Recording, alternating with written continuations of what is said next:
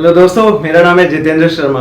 इस वाली वीडियो में मैं आपको ईस्टर्न यूरोप की ट्रैवल आइटनरी बताने वाला हूँ काफ़ी डिटेल में। ईस्टर्न यूरोप की इसलिए क्योंकि देखिए, जो लोग यूरोप घूमने जा रहे हैं उन्हीं कुछ खास डेस्टिनेशंस पे, जैसे कि पेरिस या स्विट्जरलैंड या इटली में रोम, वेनिस, फ्लोरेंस, तो वो पा रहे हैं कि यहाँ पर घूमना बहुत ही ज़्यादा महंगा पड़ रहा है। जैसे कि स्विट्जरलैंड में तो 30-35 हज़ार रुपये पर नाइट के होटल मिल रहे हैं सिर्फ एक कपल के लिए, और बाकी भी जितनी पॉपुलर जगह हैं इंक्लूडिंग अमाल्फी कोस्ट और बाकी सारी काफ़ी महंगी साबित हो रही हैं। एक ईस्टर्न यूरोप ऐसा रीजन है जहां आपको यूरोप वाली पूरी फील आएगी, बहुत ही बढ़िया देखने को मिलेगा, और साथ में प्राइसेस भी अफोर्डेबल हैं। यहाँ लगभग 10-12 हज़ार में, आज 2024 का एंड होने वाला है, इस टाइम की बात कर रहा हूँ, 10-12 हज़ार में यहाँ एक कपल के लिए बढ़िया अपार्टमेंट आ जाता है पर नाइट के लिए। और ओवरऑल यहाँ पे जो कॉस्ट है पूरा घूमने का, लगभग आधा है compare to the many other popular parts of Europe. तो आप इस वीडियो को एंड तक देखना। इस वीडियो से आपको काफ़ी हेल्प मिलेगी। एक तो आपको जो वीज़ा अप्लाई कर रहे हैं उसमें तो हेल्प मिलेगी ही यहाँ की आइटनरी को यूज़ करके। दूसरा, वीज़ा आने के बाद जब आप घूमने जाएंगे तो वहाँ पे आपको कैसे कैसे साइट सीइंग करनी है उसमें भी काफ़ी हेल्प मिलेगी।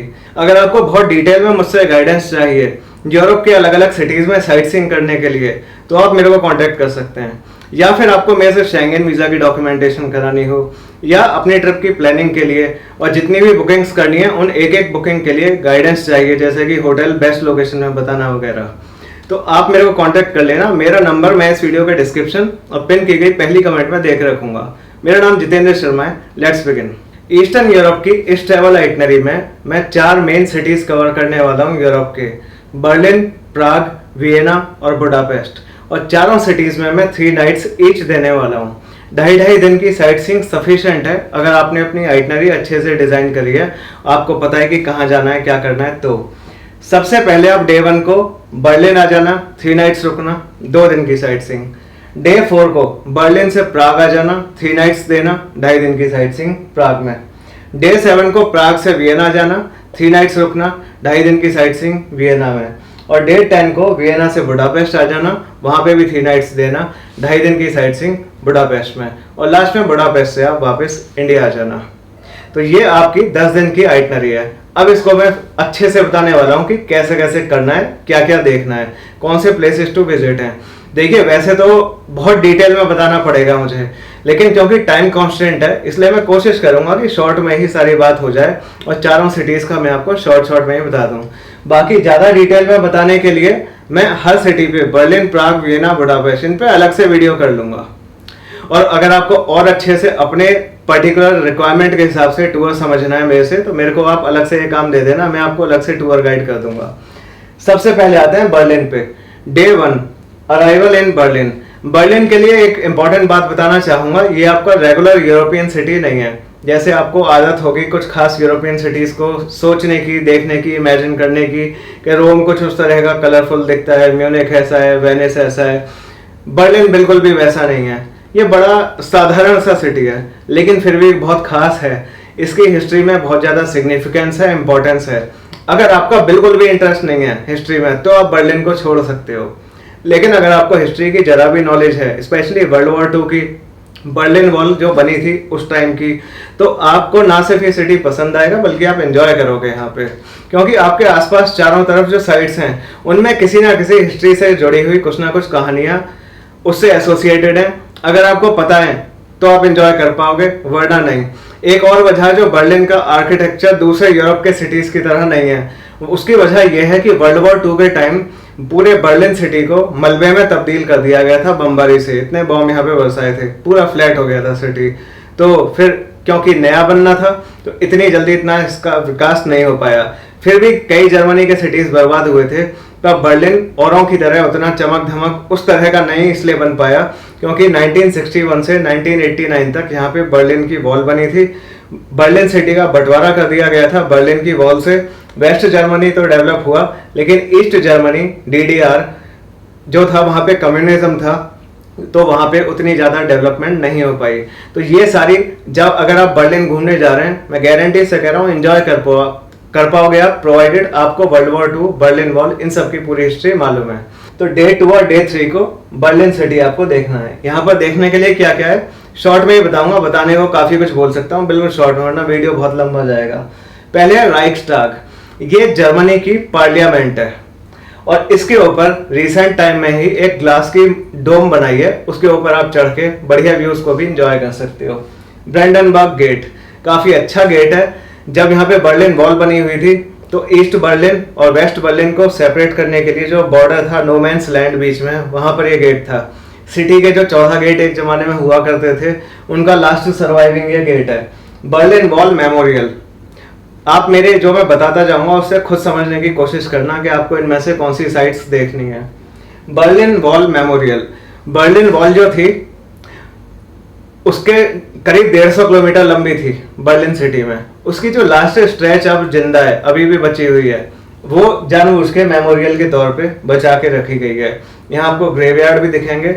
जो लोग ईस्ट बर्लिन से वेस्ट बर्लिन जाने की कोशिश में गोली खा के मारे गए थे, क्योंकि गोली मार दी जाती थी, अलाउड नहीं था, सिर्फ 2 ही चेक पॉइंट थे जहां से आप लीगली क्रॉस कर सकते थे।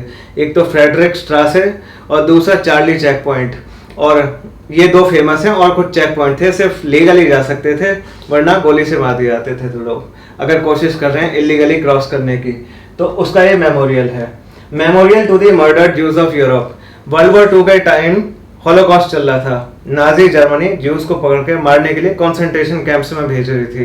तो हिटलर ने करीब 60 या 70 लाख के करीब ज्यूज का खात्मा कर दिया कॉन्सेंट्रेशन कैंप्स में, उन्हें ले जाके उनकी हत्या करके। तो उस चीज को याद रखने के लिए ये रिसेंटली एक मेमोरियल बनाया गया, memorial to the murdered Jews of Europe.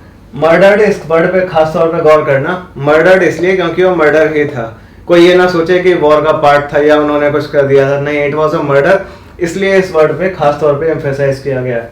अंटर Dan Lyndon, ब्रेंडनबर्ग gate से सीधी रोड जा रही है अलेक्जेंडर प्लास तक, काफी लंबी। रास्ते में Bebelplatz, Spree river, Museum Island, बहुत सारी जगह आपको देखने को मिलेंगी।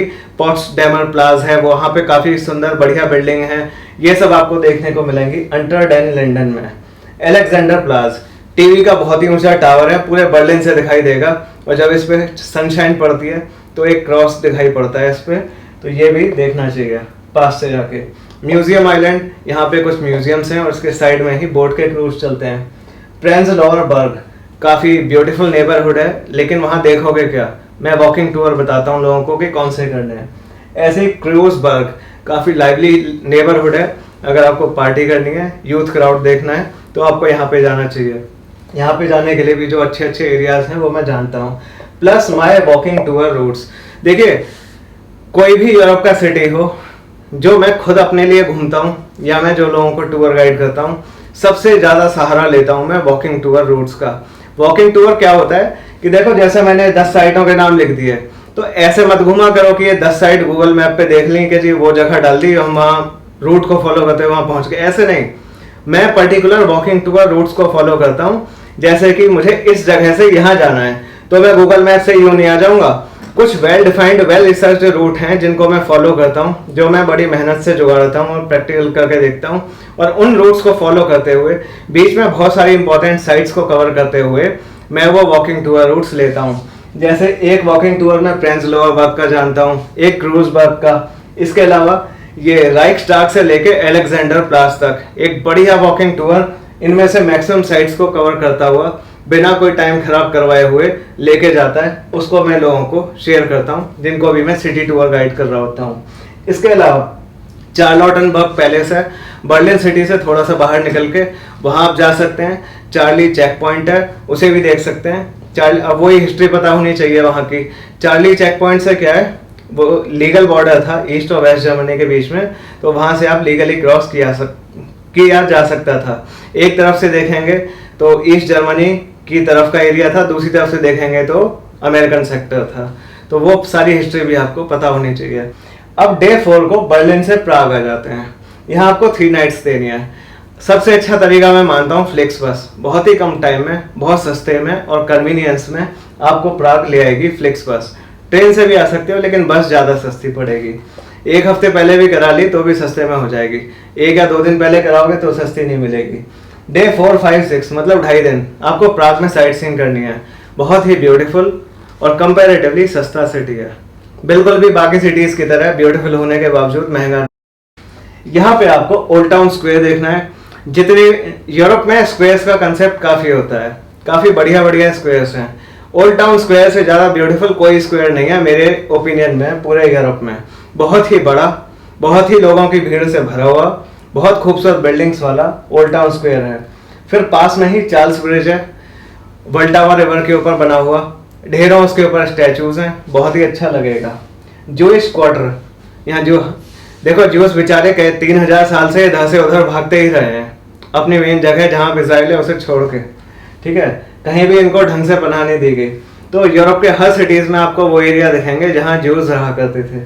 तो इनका जो ये एरिया है जूइश क्वार्टर, यहाँ पे आर्ट नूवो फसाड वाली बहुत खूबसूरत बिल्डिंग्स हैं, बहुत ही ट्रेंडी नेबरहुड है, जाके देखना बहुत ही अच्छा है। हावेल्स का मार्केट कलरफुल बिल्डिंग्स वाली काफी अच्छी मार्केट है। वेंचेस्लास स्क्वायर, यहाँ पे एक बढ़िया सी बिल्डिंग है और काफी लंबा चौड़ा ये स्क्वायर है। सेंट वाइटस कैथीड्रल और प्राग कैसल, ये एक हिल के ऊपर बने हुए हैं, प्राग की जो हिल है पैटर्न हिल उसके ऊपर बने हुए हैं और बहुत ही खूबसूरत, पूरे दूर से सिटी से दिखाई दे रहे होते हैं। और भी बहुत सारी साइट हैं जो मैंने लिखी नहीं है, जैसे कि कैंपा आइलैंड, पैटर्न टावर या लिटिल क्वार्टर, बहुत सारी साइट्स हैं। लेकिन यहाँ भी घूमने का सबसे अच्छा तरीका ये नहीं है कि गूगल मैप पे इन साइट्स का नाम डाला और किसी भी तरह पहुंच गए भटकते हो, नहीं। मैं लोगों को particular walking tour routes follow करने के लिए कहता हूँ, उन्हें मैप्स भेजता हूँ वॉकिंग टूर्स के। तो एक वॉकिंग टूर मैं बताता हूँ ओल्ड टाउन स्क्वायर का। ये ओल्ड टाउन स्क्वायर से लेके एक पर्टिकुलर रूट फॉलो करते हुए, ये नहीं कि जो भी शॉर्टेस्ट रूट है, बल्कि एक पर्टिकुलर रूट फॉलो करते हुए चार्ल्स ब्रिज तक आने के लिए। दूसरा रूट मैं बताता हूँ जॉइस क्वार्टर का। तीसरा रूट मैं बताता हूँ ये सेंट वाइटस कैथीड्रल और प्राग कैसल का। एक वेंचेस्लास स्क्वायर का भी वॉक है और एक आध वॉक और है, हाँ, ये कैंप आइलैंड और लिटिल क्वार्टर का। इन सारे वॉकिंग टूर रूट्स को करके आपको प्राग वो देखने को मिलेगा जो किसी टूरिस्ट को देखने को नहीं मिलता। बहुत सारे लोगों को मैं गाइड कर चुका हूँ, आपको अगर मेरे से हेल्प चाहिए बता देना अलग से। डे 7 प्राग से वियना 3 नाइट्स, यहाँ आपको 2.5 दिन वियना में रुकना है। यहाँ पे देखने के लिए क्या क्या है, हॉफबर्ग पैलेस, काफी इन्फ्लुएंशियल पावरफुल फैमिली थी जिनका अलग अलग यूरोप की जगहों पे रूल था। हॉफबर्ग फैमिली, उनका ये पैलेस था सिटी के अंदर। शॉनब्रन पैलेस, यही फैमिली एडमिनिस्टर करने के लिए पूरे सिटी को, पूरे वियना और ऑस्ट्रियन एम्पायर को, वियना सिटी में रहती थी, लेकिन उनका भी तो मन करता था ना राजाओं का कि थोड़ा सिटी से बाहर निकलें और थोड़ा रिलैक्स तरीके से रहें। तो अपनी समर रिट्रीट के लिए इन्होंने शॉनब्रन पैलेस बनाया था। जो पेरिस में वर्साई पैलेस ऑफ वर्साई है, वो यूरोप का सबसे ग्रैंड पैलेस है। उसके बाद दूसरे नंबर पे जो ग्रेट पैलेस है वो शॉनब्रन पैलेस है। इसके अलावा सेंट स्टीफन कैथीड्रल बहुत ही अच्छा है। फिर एक कॉन्स्ट हिस्टोरिसिस म्यूजियम, इसका जो आर्किटेक्चर है बाहर से एक्सटीरियर है वो भी काफ़ी अच्छा है। बेल्वेडियर पैलेस, बहुत ही ब्यूटीफुल पैलेस, लेकिन ये शॉनब्रन पैलेस इतना बड़ा है कि उसके आगे तो ये बहुत छोटे लगेंगे आपको। Hofburg palace, Belvedere palace. फिर ये रिंगस्ट्रासे का ट्रैम टूर, मैं लोगों को ट्रैम टूर बताता हूँ कि रिंगस्ट्रासे पे पहले एक ये वाली ट्रैम लेके इतना कवर करना, फिर ये ट्रैम बदल के दूसरा पूरी रिंग कंप्लीट करना। मतलब जो ओल्ड टाउन है उसके चारों तरफ रिंग है, रोड की रिंग रोड है, जिसपे 2 ट्रैम बदल के आपको पूरा ये टूर करना है। बहुत ही इनएक्सपेंसिव तरीके से, सस्ते में आप पूरा बैठे बिठाए बिना थके ये टूर कर पाएंगे। Plus my walking tours, Vienna का मैं इटली में एक वॉकिंग टूर बताता हूँ। ओपेरा हाउस से लेकर पूरे केन्स्ट्रासे होते हुए हॉफबर्ग पैलेस पे आके ये खत्म होता है। मेन एक ही है यहाँ का। डे 10 वियना से बुडापेस्ट 3 नाइट्स। बुडापेस्ट में आपको 3 नाइट्स देनी है। बुडापेस्ट 2 जगहों को मिलाकर बना है, बुडा और पेस्ट। पेस्ट नीचे की तरफ है, जबकि जो वहां पे हिल है उसके ऊपर है बुडा, और बीच में इनके रिवर है।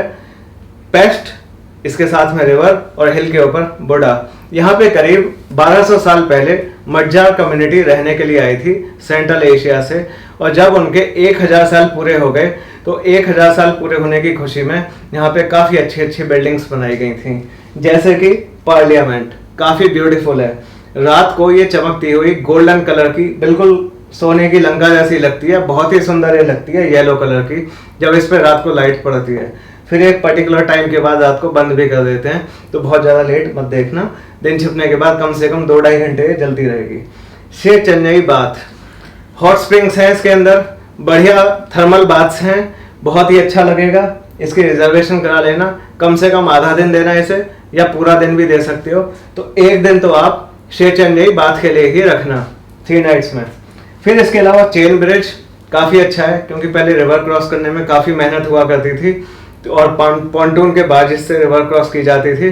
तो यहाँ का जो किंग था उसने फिर जब वो अपने बाप का फ्यूनरल अटेंड नहीं कर पाया, तो उसने कमीशन करा चेन ब्रिज को और ये ब्रिज बनवाया। और इस ब्रिज को देखकर बहुत सारे दूसरे ब्रिज बनाए गए, जैसे कि न्यूयॉर्क सिटी में एक है उसी तरह का ब्रिज, चेन ब्रिज से ही इंस्पिरेशन ली गई है। सैन फ्रांसिस्को का गोल्डन गेट है, और भी दुनिया के कई फेमस और बड़े बड़े ब्रिजेस चेन ब्रिज की कॉपी करके इंस्पिरेशन लेके बनाए गए हैं।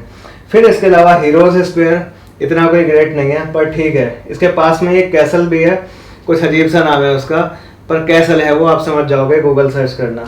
फिर आप हिल के ऊपर जाओगे तो वहाँ बुडा है, वहाँ पे royal palace, Mathias church, fisherman's Bastian, ये सारी जगह हैं देखने की।